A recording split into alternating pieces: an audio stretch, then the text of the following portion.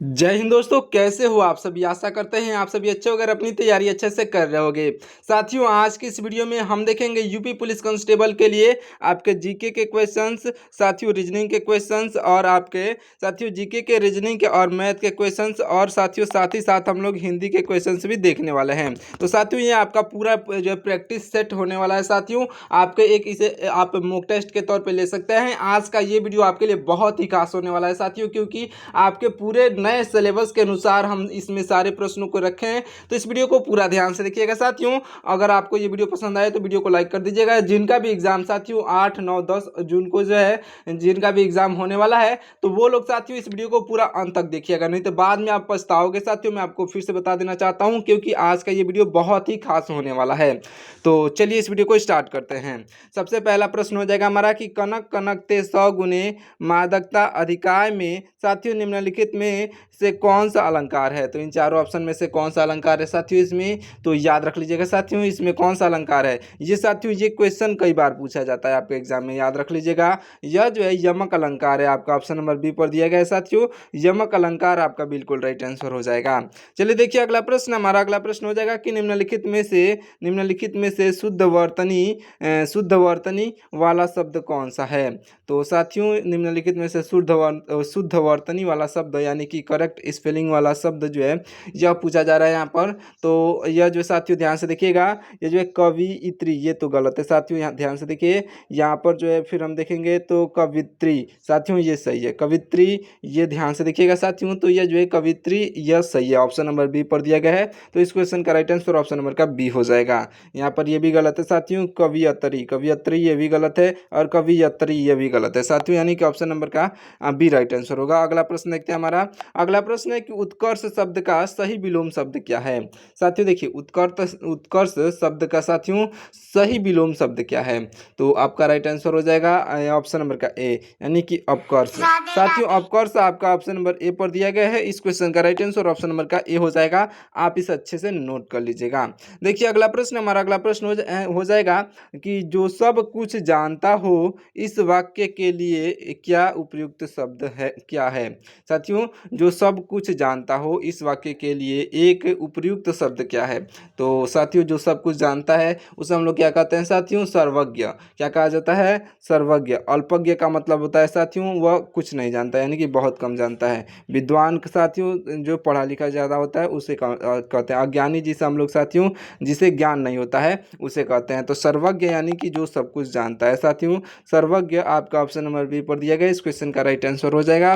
देखिए अगला प्रश्न, हमारा अगला प्रश्न हो जाएगा साथियों पवन शब्द का सही संधि विच्छेद निम्नलिखित में से कौन सा है। तो पवन शब्द का सही संधि विच्छेद जो है निम्नलिखित में से साथियों यह हो जाएगा आपका ऑप्शन नंबर का साथियों ऑप्शन नंबर का बी, यानी कि पो प्लस अन इक्वल टू पवन। साथियों याद रख लीजिएगा ऑप्शन नंबर जो है बी पर दिया गया। इस क्वेश्चन का बिल्कुल राइट आंसर हो जाएगा।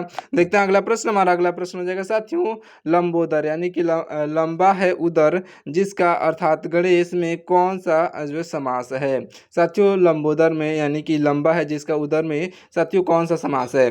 तो आपका राइट आंसर हो जाएगा साथियों, मैं आपको बता दूं आपका राइट आंसर हो जाएगा बहुब्रीहि समास है साथियों। बहुब्रीहि समास आपका ऑप्शन नंबर सी पर दिया गया। इस क्वेश्चन का राइट आंसर ऑप्शन नंबर का सी हो जाएगा। अच्छे से नोट कर लीजिएगा। अगला प्रश्न हो जाएगा हमारा, ध्यान से देखिएगा। अंगूठा दिखाना जो है, अंगूठा दिखाना मुहावरे का सही और जो है सटीक अर्थ क्या है। साथियों अंगूठा दिखाना इसका सही अर्थ जो हो जाएगा साथियों, जहाँ पर ध्यान से देखिएगा, वक्त पर धोखा देना या फिर इनकार करना अंगूठा दिखाना इसका सही अर्थ है। साथियों अंगूठा दिखाना का सही अर्थ यह जो है वक्त पर साथियों आपका वक्त पर जो है धोखा देना आपका राइट आंसर हो जाएगा, याद रखिएगा। देखिए अगला प्रश्न, हमारा अगला प्रश्न हो जाएगा कि निम्नलिखित में से सूरज शब्द का जो है तत्सम रूप कौन सा है। तो सूरज शब्द का तत्सम रूप पूछा जा रहा है यहाँ पर साथियों। तो आपका राइट आंसर हो जाएगा, यहाँ पर आपका राइट आंसर हो जाएगा ऑप्शन नंबर का ए, यानी कि सूर्य। साथियों सूर्य आपका बिल्कुल राइट आंसर हो जाएगा। अच्छे से नोट कर लीजिएगा साथियों, ऑप्शन नंबर ए पर दिया गया है सूर्य। इस क्वेश्चन का राइट आंसर हो जाएगा। अगला प्रश्न हमारा ध्यान से देखिएगा। हिंदी वर्णमाला में जो है साथियों मुख्य रूप से हिंदी वर्णमाला में मुख्य रूप से स्वरों की जो है कुल संख्या कितनी मानी जाती है। तो स्वरों की कुल संख्या साथियों याद रख लीजिएगा, ये सभी को मालूम होना चाहिए। हिंदी वर्णमाला में स्वरों की कुल संख्या 11 मानी जाती है। ऑप्शन नंबर बी पर दिया गया 11। इस क्वेश्चन का राइट आंसर हो जाएगा। चलिए देखते हैं अगला प्रश्न, ध्यान से देखिएगा। हमारा अगला प्रश्न हो जाएगा कि कमल शब्द का जो है पर्यायवाची शब्द निम्नलिखित में से कौन सा है। साथियों, कमल शब्द का पर्यायवाची शब्द जो है निम्नलिखित में से, यानी कि इन चार ऑप्शन में से कमल शब्द का पर्यायवाची शब्द यह हो जाएगा साथियों जलद। जलद जो कि आपका ऑप्शन नंबर जो जलज, साथियों देखिए यहाँ पर आपका ऑप्शन नंबर जो ए पर दिया गया जलज आपका राइट आंसर हो जाएगा। साथियों, जलज और जलद में आप अंतर याद रख लीजिएगा। साथियों, जलज जो है आपका बिल्कुल राइट आंसर होगा, जो कि आपका ऑप्शन नंबर ए पर दिया गया है, याद रख लीजिएगा। चलिए देखते हैं अगला प्रश्न, ध्यान से देखिएगा। हमारा अगला प्रश्न यहाँ से साथियों आपके रीजनिंग के क्वेश्चन स्टार्ट होते हैं। साथियों, इसी प्रकार के जो क्वेश्चन आपके एग्जाम में पूछे जाएंगे, इसलिए मैं आपको जो एक पैटर्न समझा दे रहा हूँ कि आपके एग्जाम में इस टॉपिक से इस प्रकार के क्वेश्चन आपके एग्जाम में पूछे जाएंगे। देखिए क्या है अगला प्रश्न। हमारा अगला प्रश्न है कि यदि किसी, यहाँ से रीजनिंग का क्वेश्चन स्टार्ट है साथियों। देखिए, यदि किसी निश्चित कूट भाषा में, यदि किसी निश्चित कूट भाषा में साथियों CAT को हम लोग 24 लिखते हैं, यानी कि 24 लिखते हैं, उसी प्रकार से हम लोग SAD को साथियों 24 लिखते हैं। तो उसी भाषा में साथियों हम लोग SHE को क्या लिखा जाएगा। साथियों, SHE को हम लोग क्या लिखेंगे ये आपको बताना है। साथियों देखिए, ध्यान से देखिएगा क्या लिखेंगे हम लोग। तो देखिए साथियों, यहाँ पर सबसे पहले हम लोग इसके पैटर्न को समझेंगे। साथियों, इसका पैटर्न क्या है, ध्यान से देखिएगा। तो हम लोग समझते हैं साथियों। यहाँ पर सबसे पहले हम समझेंगे कि C किस स्थान पे आता है। साथियों, तो C जो है यह आपका C साथियों तीसरे स्थान पे आता है। ABCD में तीसरे स्थान पे आता है, तो 3 और प्लस A साथियों पहले स्थान पे आता है, तो 1। उसी प्रकार से साथियों T होता है, T, यह साथियों T जो है यह 20वें स्थान पे आता है। तो यहाँ पर 20 लिख देंगे साथियों। T जो है 20वें स्थान पे आता है। तो इसका जो है साथियों इन तीनों को ऐड करेंगे हम लोग। तो सबसे पहले इन तीनों को ऐड करने पे क्या आएगा साथियों, ध्यान से देखिएगा। यहाँ पर क्या आएगा, 3 1 4, 3 1 4 और 4 20 और 4 24, यानी कि 24 यहाँ पर जो है 24 यहाँ पर आ रहा है। इस तरीके से साथियों जोड़ने पर 24 आ रहा है। इसी प्रकार से हम लोग इसे जोड़ेंगे, यानी कि ऐड करेंगे। तो सबसे पहले देखेंगे कि यश किस स्थान पे आता है साथियों। तो याद रख लीजिएगा, यश जो है साथियों, यश आपके यश जो है साथियों यश 19 नंबर पे आता है। उसी प्रकार से हम लोग साथियों फिर जोड़ेंगे हम लोग ए को, यानी कि एक पहले स्थान पे आता है। उसी प्रकार से साथियों हम लोग जोड़ेंगे यहाँ पर डी को, यानी कि यह डी किस स्थान पे आता है साथियों। तो डी आता है चौथे स्थान पे। तो 19 1 20 और 4 24, इस प्रकार से यह साथियों 24 हो जा रहा है। इसे आप अच्छे से ध्यान रखिएगा।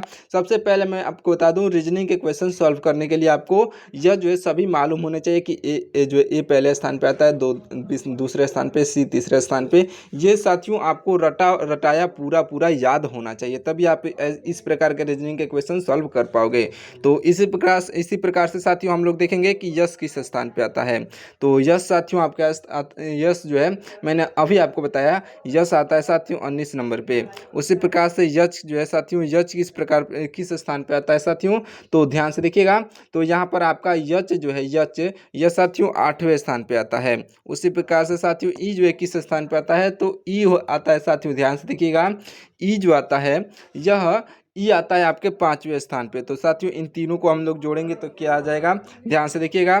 यहाँ पर इन तीनों को हम लोग जोड़ेंगे साथियों, तो यह जो है 19 और 8 साथियों जोड़ेंगे तो कितना हो जाएगा, 19 और 8 27, और 27 और साथियों जो देखिए यहाँ पर 27 और 5 जो है 32 हो जाएगा, यानी कि 32 हो जाएगा साथियों। 32 आपके ऑप्शन नंबर ए पर दिया गया है, तो ऑप्शन नंबर का ए यहाँ पर राइट आंसर हो जाएगा साथियों। इस प्रकार से हम लोग इसे समझेंगे।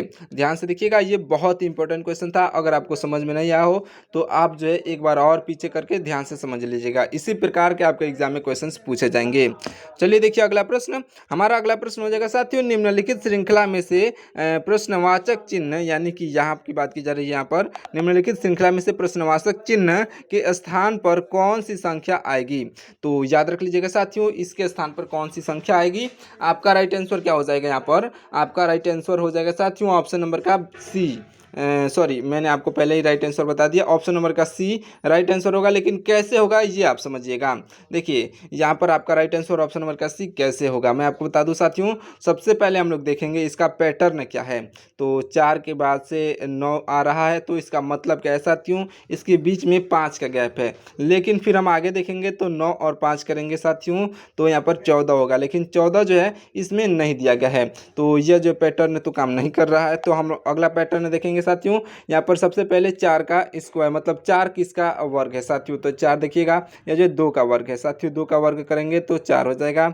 उसी प्रकार से साथियों हम लोग 9 देखेंगे तो 9 किसका है साथियों, तो 9 जो है 3 का है। उसी प्रकार से 16 हम लोग देखेंगे साथियों, तो 16 जो है यह 16 4 का है। इसी प्रकार से साथियों आगे बढ़ता जा रहा है, तो 2 3 4 4 चौको 16 हो गया और 5 25 यानी कि 5 5 जा 25, तो यहाँ पर 25 आ रहा है। उसके बाद से 6 जा 36 यानी कि यहाँ पर 6, उसके बाद से अगला 6 के बाद से कौन सा नंबर आएगा साथियों, तो 6 के बाद से 7 आएगा, तो 7 का वर्क करेंगे यहाँ पर हम लोग, तो 7 7 जा 49। इस प्रकार से साथियों 7 7 जा 49 ऑप्शन नंबर सी पर दिया गया, 7 7 जा 49 इस प्रकार से आपका राइट आंसर आ रहा था।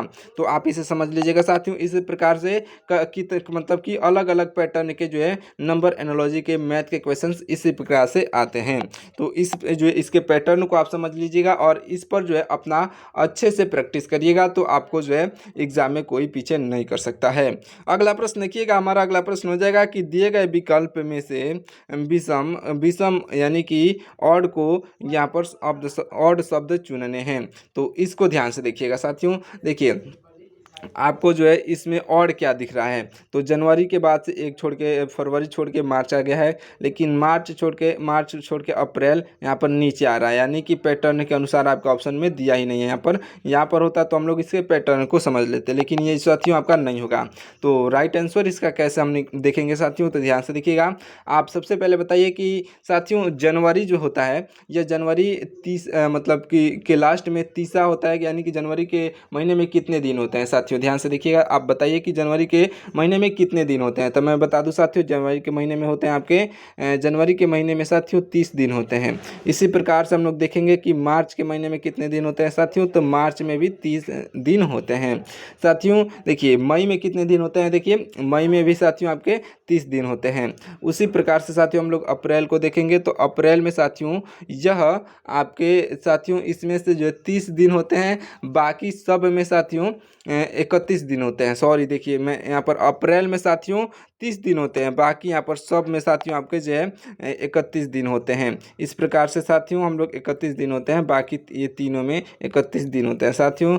जनवरी मार्च मई में साथियों आपके 31 दिन होते हैं, और इसी प्रकार से साथियों बाकी सब में जो है साथियों आपके 31 दिन होते हैं, और अप्रैल में जो है 30 दिन होता है। अप्रैल में साथियों कितने दिन होते हैं महीने में, तो 30 दिन होता है। तो साथियों ये जो है विषम है, यानी कि यह अलग है, इन तीनों से अलग है, तो यह जो साथियों विषम हो जाएगा। इस प्रकार से आपका ऑप्शन नंबर का डी इस क्वेश्चन का राइट आंसर हो जाएगा।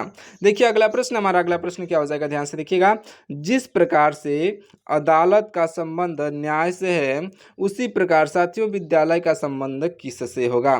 ध्यान से देखिएगा साथियों, अदालत में क्या होता है साथियों, अदालत में साथियों न्याय दिया जाता है, तो इसी प्रकार से साथियों अदालत में न्याय दिया जाता है। उसी प्रकार से हम देखेंगे कि विद्यालय में क्या होता है साथियों, विद्यालय में क्या होता है आप बताइए। देखिए यहाँ पर विद्यालय में जो है साथियों क्या होता है, अध्यापक होते हैं, अध्यापक तो होते हैं, लेकिन यहाँ पर जो संबंध है अदालत जो है न्याय मिलता है, तो यहाँ पर जो विद्यालय में केवल अध्यापक तो मिलते नहीं हैं, तो यह जो है गलत हो जाएगा। छात्र भी केवल मतलब छात्र होते हैं, लेकिन क्या करने आते हैं ये भी इसमें नहीं बताया गया, तो ये भी गलत हो जाएगा। देखिए यहाँ पर जिस प्रकार से अदालत में न्याय मिलता है, उसी प्रकार से साथियों विद्यालय में शिक्षा मिलता है, तो यहाँ पर आपका ऑप्शन नंबर का सी शिक्षा जो है इस क्वेश्चन का राइट आंसर हो जाएगा। इसे आप अच्छे से समझ लीजिएगा। देखते हैं अगला प्रश्न, ध्यान से देखिएगा। हमारा अगला प्रश्न हो जाएगा कि एक महिला की ओर इशारा करते हुए साथियों रमेश ने कहा, वह मेरी माता के इकलौते पुत्र की पुत्री है। ध्यान से देखिएगा क्या कह रहा है साथियों, यहाँ पर जो है पकड़ना है आपको, यहीं पे आंसर आपको मिल जाएगा कि एक महिला की ओर इशारा करते हुए रमेश ने कहा। साथियों रमेश ने क्या कहा कि वह मेरी माता के इकलौते, ध्यान से देखिएगा साथियों यहाँ पर जो है मतलब कि यहाँ पर ध्यान देने वाली बात है कि वह जो है मेरे माता के इकलौते पुत्र की पुत्री है, यानी कि ये जो इकलौता है, तो इसका मतलब साथियों यह जो है रमेश अपनी माँ की बात कर रहा है। साथियों यहाँ पर ध्यान से देखिएगा, मतलब कि अपने इकलौता या जो इकलौता पुत्र है, तो अपनी माँ का यही साथियों अकेला है, उसका भाई तो है नहीं। यहाँ से आपको मतलब पूरा समझ आ रहा है, क्योंकि साथियों यहाँ पर जो है इकलौता की बात की जा रही है, तो यहाँ पर इकलौता है, इसका मतलब क्या है साथियों कि वह अपने माता का इकलौता पुत्र यानी कि वही है, यानी कि साथियों वह कौन है साथियों, तो रमेश है। तो रमेश है साथियों, ध्यान से देखिएगा। तो पुत्र की पुत्री है, यानी कि रमेश की पुत्री की बात की जा रही है यहाँ पर। तो रमेश का उस महिला से क्या संबंध है? तो साथियों रमेश का उस महिला से क्या संबंध है? तो पिता का संबंध है, क्योंकि साथियों यहाँ पर खुद बता रहा है वो कि वह मेरी माता का इकलौते पुत्र की पुत्री है, यानी कि उसके पुत्र की, यानी कि उसके माता के पुत्र की पुत्री है। तो यानी यहाँ पर रमेश की बात की जा रही है। तो रमेश साथियों ध्यान से देखिएगा, रमेश का जो है उस महिला से क्या संबंध होगा? तो पिता का संबंध होगा। इस प्रकार से ऑप्शन नंबर का सी इस क्वेश्चन का राइट आंसर हो जाएगा। अच्छे से याद रखिएगा। अगला प्रश्न है कि हमारा अगला प्रश्न हो जाएगा कि यदि एक ए बराबर 1, बी बराबर 2 और सी बराबर 3 हो तो कूट शब्द में साथियों बी ए डी का गणितीय योग क्या होगा? साथियों ए जो है एक स्थान पहले स्थान पे, बी दूसरे स्थान पे, सी तीसरे स्थान पे। इसी प्रकार से साथियों हम लोग देख लेंगे कि बी जो है किस स्थान पे है साथियों? दूसरे स्थान पे। इसी प्रकार से ए जो है किस स्थान पे है? तो पहले स्थान पे। तो इसी प्रकार से साथियों डी जो है, डी को हम लोग चौथे स्थान पे मान लेंगे, क्योंकि चौथे स्थान पर आता है साथियों डी। इस प्रकार से 2 1 3 और 4 7। तो 7 आपके किस ऑप्शन में दिया गया है साथियों? ऑप्शन नंबर बी पर दिया गया है। इस प्रकार से हम ऑप्शन नंबर बी को जो है राइट आंसर मान लेंगे।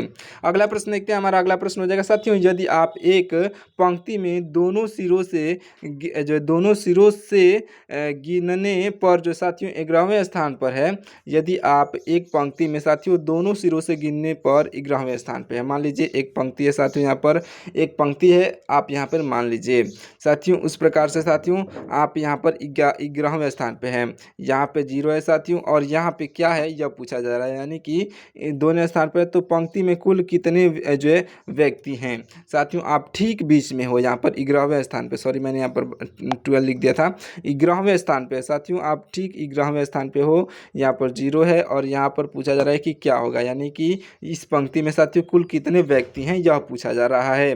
तो देखिए यहाँ पर साथियों क्या हो जाएगा, देखिए अगर यहाँ पर पूछा जा रहा है कि यदि आप पंक्ति में दोनों सिरों से गिनने पर 11वें स्थान पर हो साथियों, यहाँ से भी 11वें स्थान पे और यहाँ से भी 11वें स्थान पे, तो यहाँ पर दोनों को जोड़ लेंगे साथियों। उसके बाद से 11 प्लस 11 साथियों, सबसे पहले हम क्या करेंगे 11 प्लस 11 कर लेंगे, क्योंकि दोनों स्थान से आ रहा है साथियों। तो 11 11 22 हो जाएगा, और मतलब कि एक ही बार गिनेंगे, आप दोनों बार गिनेंगे नहीं साथियों, तो एक ही बार गिनेंगे। तो इस प्रकार से हम लोग 22 में से एक 11 को हटा देंगे, यानी कि एक बार 11 को हटाने के लिए हम लोग 1 से माइनस कर देंगे। तो 22 में से 1 जाएगा साथियों, तो कितना बचेगा, यानी कि 21। तो इस क्वेश्चन का राइट आंसर जो है यह 21 हो जाएगा, यानी कि ऑप्शन नंबर बी पर दिया गया 21 इस क्वेश्चन का राइट आंसर हो जाएगा साथियों। ध्यान से समझ लीजिएगा। इसी प्रकार के रीजनिंग के क्वेश्चन आपके एग्जाम में हुबहू पूछे जाने वाले हैं, तो इसलिए इस वीडियो को पूरा ध्यान से देखिएगा और पूरा अंत तक देखिएगा। अभी आपके जो है जीके के क्वेश्चंस बाकी हैं, मैथ के क्वेश्चंस अभी आगे आने वाले हैं, तो इस वीडियो को पूरा अंत तक देखिएगा। बहुत ही फायदेमंद यह वीडियो होने वाला है आपके लिए। अगला प्रश्न क्या हो जाएगा हमारा, ध्यान से देखिएगा। क्या है अगला प्रश्न कि निम्नलिखित शब्द को एक तार्किक और अर्थपूर्ण क्रम में व्यवस्थित करें। साथियों तार्किक और अर्थपूर्ण जो है होना चाहिए। क्या साथियों यहाँ पर एक है, ध्यान से देखिएगा। पहले स्थान पर बीमारी है, दूसरे स्थान पर चिकित्सक है, और तीसरे स्थान पर हॉस्पिटल है, चौथे स्थान पर इलाज है, पांचवें स्थान पर लाभ है। तो इस प्रकार से हम लोग देखेंगे साथियों, ध्यान से देखिएगा कि सबसे पहले क्या होता है। साथियों ध्यान से देखिएगा तो आपको मालूम चलेगा यहाँ पर आपका राइट आंसर क्या होगा। सबसे पहले साथियों हम लोग देखेंगे कि सबसे पहले होता क्या है। तो सबसे पहले किसी को बीमारी होता है साथियों, तो बीमारी को 1 लिख लेंगे साथियों। सबसे पहले बीमारी होता है, और बीमारी होता है साथियों, तो बीमारी होता है तो क्या करते हैं हम लोग, हॉस्पिटल में जाते हैं। तो इस प्रकार से हम लोग यहाँ पर 3 भी लिख लेंगे साथियों। बीमारी होता है, फिर हॉस्पिटल में जाते हैं, हॉस्पिटल में जाते हैं तो वहाँ पर क्या होता है साथियों, चिकित्सक आता है, यानी कि डॉक्टर आता है। तो इस प्रकार से हम लोग उसके बाद से 2 लिख लेंगे। उसी प्रकार से साथियों चिकित्सक आता है तो वो क्या करता है साथियों, तो ध्यान से देखिएगा, चिकित्सक आता है तो इलाज करता है साथियों। क्या करता है, इलाज करता है। तो इलाज यानी कि यहाँ पर 4 लिख लेंगे। इसी प्रकार से साथियों बच जाता है हमारा 5वां, यहाँ पर 5 बच जाता है, यानी कि इलाज होता है साथियों तो हमें स्वास्थ्य लाभ मिलता है। तो इस प्रकार से हम लोग यहाँ पर 5 लिख लेंगे। तो अब देखेंगे साथियों हमारे ऑप्शन किस में ऑप्शन में दिया गया है, यानी कि 1 3 2 1 2 3 यहाँ पर, यानी कि ऑप्शन नंबर ए गलत है। उसी प्रकार से 1 3 2 यहाँ पर 1 3 2 ठीक है, और 4 5 4 5, यानी कि आपका ऑप्शन नंबर का बी जो है इस क्वेश्चन में राइट आंसर हो जाएगा।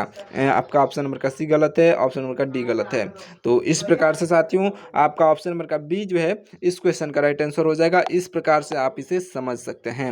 अगला प्रश्न देखते हैं। हमारा अगला प्रश्न हो जाएगा कि यदि यदि यदि जो है साथियों लाल लाल को हरा कहा जाए, यदि साथियों क्या कहा जाए, लाल को हरा कह दिया जाए, मान लेते हैं, ठीक है। यदि लाल को हरा कह दिया जाए, हरे को साथियों पीला कह दिया जाए, साथियों हरे रंग को क्या कह दिया जाए, पीला कह दिया जाए। और उसके बाद से साथियों पीले को नीला कह दिया जाए, यानी कि पीले रंग को साथियों हम लोग नीला कह देते हैं, ठीक है। तो ये भी ध्यान रखिएगा साथियों, पीले को अगर नीला कह दे रहे हैं तो नीले को हम लोग पीला भी कह सकते हैं। इस बात का आप विशेष ध्यान रखिएगा। यही पैटर्न यूज हुआ है इस क्वेश्चन में, ध्यान से देखिएगा। तो यहाँ पर पीले को नीला कह दिया जाए तो साथियों स्वच्छ आकाश का जो है रंग कैसा दिखाई देगा।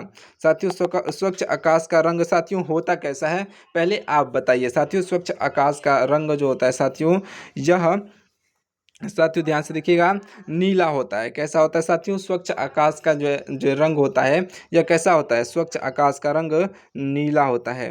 तो साथियों हम लोग यहाँ पर देखेंगे कि अगर हम लोग पीले को नीला कह दे रहे हैं तो उसी प्रकार से हम लोग नीले को पीला भी कह सकते हैं। तो इस प्रकार से हम लोग यहाँ पर पूछा गया कि स्वच्छ आकाश का जो रंग कैसा दिखाई देगा, तो यानी कि इस पैटर्न के अनुसार पूछा गया। तो नीला तो दिखाई देगा, मतलब कि नीला तो होता है साथियों, लेकिन नीले को हम लोग क्या कर रहे हैं अभी यहाँ पर, नीले को हम लोग कर रहे हैं साथियों पीला, यानी कि ऑप्शन नंबर सी पर जो पीला दिया गया है इस क्वेश्चन का बिल्कुल राइट आंसर हो जाएगा। साथियों याद रख लीजिएगा, इस प्रकार से हम लोग इसके पैटर्न को समझते हैं। चलिए बढ़ते हैं अगले प्रश्न की ओर, ध्यान से देखिएगा। हमारा अगला प्रश्न हो जाएगा साथियों, ध्यान से देखिएगा, हमारा अगला प्रश्न हो जाएगा यहाँ पर, क्या हो जाएगा यहाँ पर कि सुबह के समय यदि अमित का मुंह उत्तर दिशा की ओर है और जो साथियों वह अपने दाहिने यानी कि राइट मुड़ करके वह तो मुड़ता है, दाहिने मुड़ता है, तो साथियों उसका मुंह जो है किस दिशा में होगा। तो साथियों ये भी इम्पोर्टेंट क्वेश्चन है, ध्यान से देखिएगा। उसका मुंह जो है साथियों किस दिशा में होगा। सुबह के समय यदि अमित का मुंह साथियों किस दिशा में है, साथियों ध्यान से देखिएगा, उत्तर की दिशा में है। साथियों यहाँ पर मान लेते हैं यह साथियों हमारा उत्तर हो जाएगा। साथियों यह जो हम मान लेते हैं यहाँ पर, यह हमारा उत्तर हो जाएगा। तो साथियों यह उत्तर हो जाएगा। तो यहाँ पर मान लेते हैं कि इस प्रकार से मुड़ा हुआ है, यानी कि इस प्रकार से सोया हुआ है और साथियों वह अपने दाहिने मुड़ता है, दाहिने यानी कि इस प्रकार मुड़ता है। तो दाहिने साथियों यहाँ पर इधर मुड़ता है। तो उत्तर के साथियों ठीक दाहिने क्या होता है साथियों, तो उत्तर के ठीक दाहिने पूर्व होता है, यानी कि यहाँ पर क्या हो जाएगा साथियों, पूर्व हो जाएगा, यानी कि ठीक दाहिने मुड़ता है तो उसका मुंह किस दिशा में होगा, तो पूर्व की दिशा में होगा। साथियों किस दिशा में होगा, पूर्व की दिशा में होगा। इस प्रकार से आप इसे समझ सकते हैं। ऑप्शन नंबर का ए यहाँ पर पूर्व की दिशा आपका बिल्कुल राइट आंसर हो जाएगा। देखिए यहाँ पर रीजनिंग के क्वेश्चन भी समाप्त होते हैं। इसी प्रकार से आपके रीजनिंग के क्वेश्चन पूछे जाएंगे। अगला प्रश्न देखिएगा, हमारा अगला प्रश्न हो जाएगा साथियों, उत्तर प्रदेश का प्रथम वन्यजीव विहार कौन सा है। साथियों देखिए उत्तर प्रदेश का प्रथम वन्यजीव विहार, यहाँ से जीके के क्वेश्चन आपके स्टार्ट होते हैं। उत्तर प्रदेश का प्रथम वन्यजीव विहार जो है साथियों यह हो जाएगा आपका ऑप्शन नंबर का ए, यानी कि चंद्रप्रभा वन्यजीव विहार। चंद्रप्रभा वन्यजीव विहार आपके ऑप्शन नंबर जो है ए पर दिया गया है। चंद्रप्रभा वन्यजीव विहार आपका ऑप्शन नंबर का ए इस क्वेश्चन का राइट आंसर हो जाएगा। अच्छे से याद रखिएगा। अगला प्रश्न हमारा कि भारत के संविधान में साथियों प्रस्तावना की भाषा किस देश के संविधान से ली गई है। साथियों भारत के संविधान में प्रस्तावना की भाषा जो है यह किस देश के संविधान से ली गई है, तो आपका राइट आंसर क्या हो जाएगा यहाँ पर, ऑस्ट्रेलिया से। किस देश से ली गई है साथियों, ऑप्शन नंबर बी पर दिया गया ऑस्ट्रेलिया। इस क्वेश्चन का बिल्कुल राइट आंसर हो जाएगा। याद रख लीजिएगा ऑस्ट्रेलिया से लिया गया है। अगला प्रश्न हो जाएगा हमारा, ध्यान से देखिएगा, मानव शरीर में साथियों मानव शरीर में पिट्यूटरी ग्रंथि कहाँ स्थित होती है। साथियों देखिए मानव शरीर में पिट्यूटरी ग्रंथि जो है मस्तिष्क के आधार में होती है। कहाँ पर होती है साथियों, मस्तिष्क के आधार में होती है। ऑप्शन नंबर सी पर दिया गया है। यहाँ पर आपका ऑप्शन नंबर का सी बिल्कुल राइट आंसर हो जाएगा। याद रखिएगा। अगला प्रश्न देखते हैं। हमारा अगला प्रश्न हो जाएगा कि उत्तर प्रदेश में साथियों उत्तर प्रदेश में यूरेनियम जो है मुख्य रूप से किस जिले में पाया जाता है। तो साथियों उत्तर प्रदेश में यूरेनियम जो पाया जाता है, याद रख लीजिएगा, उत्तर प्रदेश में यूरेनियम पाया जाता है साथियों ललितपुर में। ऑप्शन नंबर का बी दिया गया है ललितपुर। इस क्वेश्चन क्वेश्चन का बिल्कुल राइट आंसर हो जाएगा। साथियों जितने भी मैं आपके क्वेश्चंस बता रहा हूँ सारे ही आपके एग्जाम के पैटर्न के हिसाब से है, तो इस वीडियो को पूरा अंत तक जरूर से देखिएगा, नहीं तो आप बाद में पछताओगे। साथियों मैं आपको फिर से बता देना चाहता हूँ, आप बाद में पछताओगे अगर आप इस वीडियो को पूरा नहीं देखते हो, तो इस वीडियो को पूरा अंत तक जरूर से देखिएगा। अगला प्रश्न देखते हैं, हमारा अगला प्रश्न हो जाएगा साथियों, ध्यान से देखिएगा। कंप्यूटर साक्षरता दिवस जो है यह प्रतिवर्ष किस तिथि को यानी किस दिन को जो है मनाया जाता है साथियों, कंप्यूटर साक्षरता दिवस। तो याद रख लीजिएगा साथियों, कंप्यूटर साक्षरता दिवस जो है यह 2 दिसंबर को मनाया जाता है, 2 दिसंबर को। ऑप्शन नंबर बी पर दिया गया साथियों 2 दिसंबर, इस क्वेश्चन का बिल्कुल राइट आंसर हो जाएगा। अच्छे से याद रख लीजिएगा साथियों, 2 दिसंबर को मनाया जाता है। अगला प्रश्न देखते हैं, हमारा अगला प्रश्न हो जाएगा कि धान का कटोरा जो है भारत के किस राज्य को कहा जाता है। साथियों धान का कटोरा हम लोग कहते हैं भारत के छत्तीसगढ़ राज्य को। ऑप्शन नंबर जो है सी पर दिया गया, छत्तीसगढ़ राज्य आपका राइट आंसर हो जाएगा। अगला प्रश्न है हमारा कि आर्यों का जो है मुख्य व्यवसाय प्राचीन काल में क्या था। साथियों आर्यों का जो है मुख्य व्यवसाय था कृषि और साथियों पशुपालन था, जो है मुख्य व्यवसाय कृषि और पशुपालन, जो कि आपका ऑप्शन नंबर ए पर दिया गया है। ऑप्शन नंबर का ए इस क्वेश्चन का राइट आंसर हो जाएगा। अगला प्रश्न है हमारा, ध्यान से देखिएगा। भारत में प्रोजेक्ट टाइगर की जो है शुरुआत किस वर्ष हुई थी। साथियों देखिए, भारत में प्रोजेक्ट टाइगर की शुरुआत 1973 में हुई थी। कब हुई थी साथियों, 1973 में हुई थी, यानी कि ऑप्शन नंबर का बी इस क्वेश्चन का बिल्कुल राइट आंसर हो जाएगा। अगला प्रश्न है हमारा, ध्यान से देखिएगा। किस रक्त समूह यानी कि ब्लड ग्रुप को जो है साथियों सर्वदाता यानी कि यूनिवर्सल डोनर कहा जाता है। साथियों यूनिवर्सल यानी कि जो सभी को दे सकता है साथियों ब्लड जो है, उस ब्लड ग्रुप का क्या नाम है।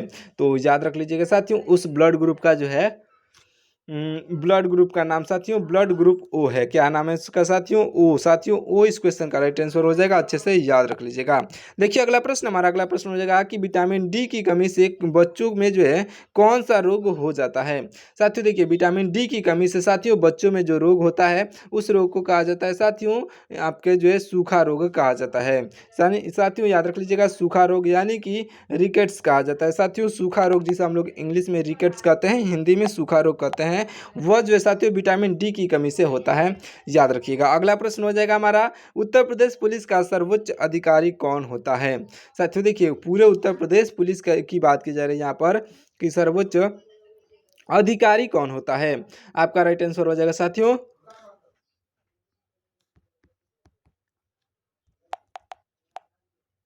देखिए ऑप्शन नंबर का ए यहाँ पर डीजीपी जो इस क्वेश्चन का बिल्कुल राइट आंसर हो जाएगा। अच्छे से नोट कर लीजिएगा साथियों, डीजीपी आपका राइट आंसर होगा। अगला प्रश्न है हमारा कि विश्व की सबसे गहरी झील निम्नलिखित में से कौन सी है। साथियों विश्व की सबसे गहरी झील जो है निम्नलिखित में से, यह आपका राइट आंसर हो जाएगा ऑप्शन नंबर का बी, यानी कि बैकाल झील जो है इस क्वेश्चन का बिल्कुल राइट आंसर हो जाएगा। साथियों निम्नलिखित में से सबसे गहरी झील जो है बैकाल झील है, जो कि आपका ऑप्शन नंबर बी पर दिया गया है। अगला प्रश्न हो जाएगा हमारा, ध्यान से देखिएगा। काजीरंगा राष्ट्रीय उद्यान जो है किसके लिए प्रसिद्ध है। साथियों देखिए, काजीरंगा राष्ट्रीय उद्यान यह किसके लिए प्रसिद्ध है, तो आपका राइट आंसर हो जाएगा ऑप्शन नंबर का ए, यानी कि एक सिंग वाले गैंडे के लिए। साथियों एक सिंग वाले गैंडे के लिए प्रसिद्ध है, ऑप्शन नंबर ए पर दिया गया एक सिंग वाला गैंडा आपका बिल्कुल राइट आंसर हो जाएगा। अगला प्रश्न हो जाएगा हमारा, ध्यान से देखिएगा। सौरमंडल का सबसे बड़ा उपग्रह, यह जो है सौरमंडल का सबसे बड़ा उपग्रह जो है साथियों गैनीमीड किस ग्रह का है। साथियों याद रख लीजिएगा, गैनीमीड जो है यह बृहस्पति ग्रह का है, ऑप्शन नंबर बी पर दिया गया है साथियों बृहस्पति ग्रह, इस क्वेश्चन का बिल्कुल राइट आंसर हो जाएगा। नोट कर लीजिएगा साथियों, सौरमंडल का सबसे बड़ा उपग्रह जो है यह बृहस्पति ग्रह है। अगला प्रश्न हो जाएगा हमारा, ध्यान से देखिएगा। अर्थशास्त्र में साथियों नोबेल पुरस्कार पाने वाले प्रथम भारतीय व्यक्ति कौन थे। तो साथियों याद रखिएगा, अर्थशास्त्र में नोबेल पुरस्कार पाने वाले साथियों प्रथम भारतीय व्यक्ति जो थे यह कौन थे, तो आपका राइट आंसर हो जाएंगे ऑप्शन नंबर के ए, यानी कि अमर्त्य सेन थे। साथियों अमर्त्य सेन आपका ऑप्शन नंबर जो है ए पर दिए गए हैं, अमर्त्य सेन इस क्वेश्चन के बिल्कुल राइट आंसर हो जाएंगे, अच्छे से नोट कर लीजिएगा। अगला प्रश्न है हमारा, ध्यान से देखिएगा। विद्युत धारा यानी कि इलेक्ट्रिक करंट को जो है मापने की अंतर्राष्ट्रीय इकाई यानी कि एसआई यूनिट जो है क्या है। तो साथियों विद्युत धारा को मापने की एसआई यूनिट की बात की जा रही है यहाँ पर, राइट आंसर हो जाएगा साथियों, आपका राइट आंसर हो जाएगा ऑप्शन नंबर का सी, यानी कि एम्पियर जो इस क्वेश्चन का राइट आंसर हो जाएगा, जो कि आपका ऑप्शन नंबर सी पर दिया गया साथियों, एम्पियर आपका राइट आंसर हो जाएगा। अगला प्रश्न क्या है हमारा, ध्यान से देखिएगा। अगला प्रश्न हो जाएगा साथियों, इंसुलिन नामक हार्मोन जो है मानव शरीर के किस अंग द्वारा स्रावित होता है। तो इंसुलिन नामक साथियों हार्मोन जो स्रावित होता है, याद रख लीजिएगा, यह स्रावित होता है साथियों अग्न्याशय से, अग्न्याशय, जो कि आपका ऑप्शन नंबर बी पर दिया गया, इस क्वेश्चन का राइट आंसर हो जाएगा। अगला प्रश्न है हमारा कि सिंधु घाटी सभ्यता का प्रसिद्ध स्थल लोथल जो है किस नदी के किनारे स्थित है। साथियों देखिए लोथल जो है साथियों भोगवा नदी के किनारे स्थित है। साथियों भोगवा नदी आपका ऑप्शन नंबर बी पर दिया गया है। इस क्वेश्चन का बिल्कुल राइट आंसर हो जाएगा। देखिए अगला प्रश्न, हमारा अगला प्रश्न हो जाएगा कि मुख्य चुनाव आयुक्त की नियुक्ति भारत में किसके द्वारा की जाती है। तो साथियों मुख्य चुनाव की जो नियुक्ति की जाती है साथियों भारत में यह की जाती है आपका ऑप्शन नंबर के सी, यानी कि राष्ट्रपति के द्वारा किया जाता है। साथियों राष्ट्रपति जो कि आपका ऑप्शन नंबर सी पर दिए गए हैं। इस क्वेश्चन का बिल्कुल राइट आंसर हो जाएंगे। अगला प्रश्न देखिएगा, हमारा अगला प्रश्न हो जाएगा साथियों ध्यान से देखिएगा, कथक जो है किस राज्य का प्रसिद्ध शास्त्रीय नृत्य है, यानी कि क्लासिकल डांस है साथियों। तो क्लासिकल डांस जो है साथियों कथक यह है उत्तर प्रदेश का, यानी कि ऑप्शन नंबर जो ए पर दिया गया उत्तर प्रदेश आपका ऑप्शन नंबर का ए इस क्वेश्चन का बिल्कुल राइट आंसर हो जाएगा, याद रखिएगा। अगला प्रश्न है हमारा ध्यान से देखिएगा, चिपको आंदोलन जो है मूल रूप से किसके विरुद्ध वन्यजीव और साथियों वन्यजीव और प्राकृतिक को बचाने के लिए था। तो साथियों चिपको आंदोलन जो था साथियों याद रख लीजिएगा, यह जो वनों की कटाई के विरुद्ध था। किसके विरुद्ध था साथियों, वनों की कटाई के विरुद्ध यह जो चिपको आंदोलन चलाया गया था। ऑप्शन नंबर ए पर दिया गया बिल्कुल राइट आंसर हो जाएगा। ध्यान से देखिएगा, हमारा अगला और लास्ट प्रश्न हो जाएगा साथियों ध्यान से देखिएगा, सौरमंडल का सबसे जो है सुंदर और वलय यानी कि रिंग्स युक्त ग्रह कौन सा है।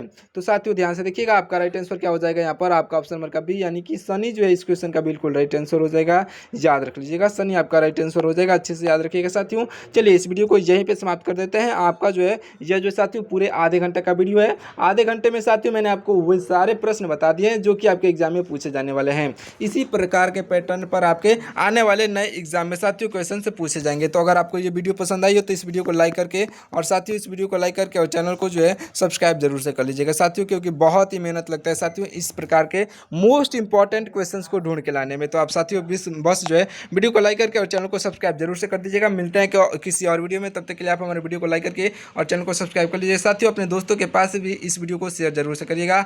तब तक के लिए जय हिंद।